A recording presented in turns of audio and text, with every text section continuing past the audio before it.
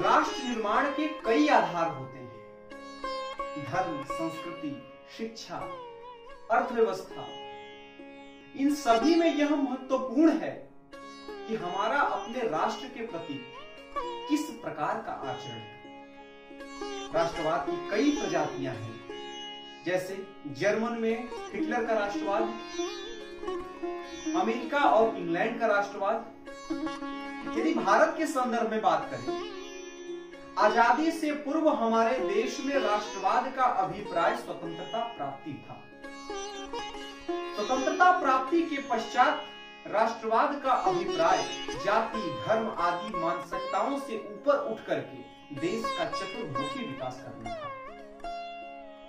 लेकिन माफ कीजिएगा, बढ़ते समय के साथ हम लोगों को राज्य और उसके राजनीति के प्रति उनके रवैये से राष्ट्रवादी होने का तमगा भेद करने लगे, जो तथाकथित राष्ट्रवाद था। सच्चा राष्ट्रवाद तो वह है जिसके मूल में देश की एकता, अखंडता और महत्ता की बात छुपी हुई हो। राष्ट्र के निवासी होने के नाते आज हमारी जिम्मेदारी बन जाती है कि जब हर चीजों की नई परिभाषाएं गढ़ी जा रही है, तो हम सच्चा राष्ट्रवाद या वास्तविक राष्ट्रवाद की पड़ताल करने का प्रयास करें।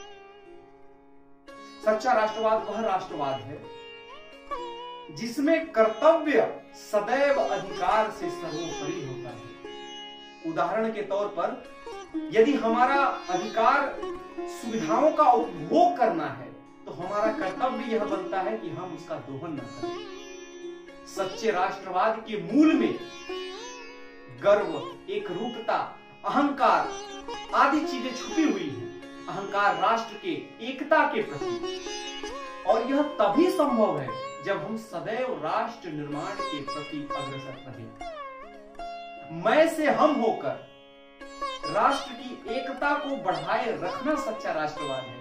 किसी शायर ने क्या खूब कहा है, हम ही हम हैं तो क्या हम हैं, तुम ही तुम हो तो क्या तुम हो। हमारा राष्ट्रवाद द्वैतवादी नहीं होना चाहिए, हमारा राष्ट्रवाद अद्वैतवादी होना चाहिए। और इसमें हम युवाओं की महती भूमिका होनी चाहिए, क्योंकि युवा होना जिंदगी में जवानी का दौर मात्र नहीं, जिसे आंकड़ों में शामिल करके गर्व किया जाए। हमारे देश की अखंडता, एकता बनी रहे, अक्षुण्ण रहे, और इन सारी चीजों के बाद एक ऐसी बयार चले जो विकास की बयार हो। इन्हीं आशा और विश्वास के साथ मैं अपनी वाणी को विराम देता हूं। बहुत बहुत धन्यवाद।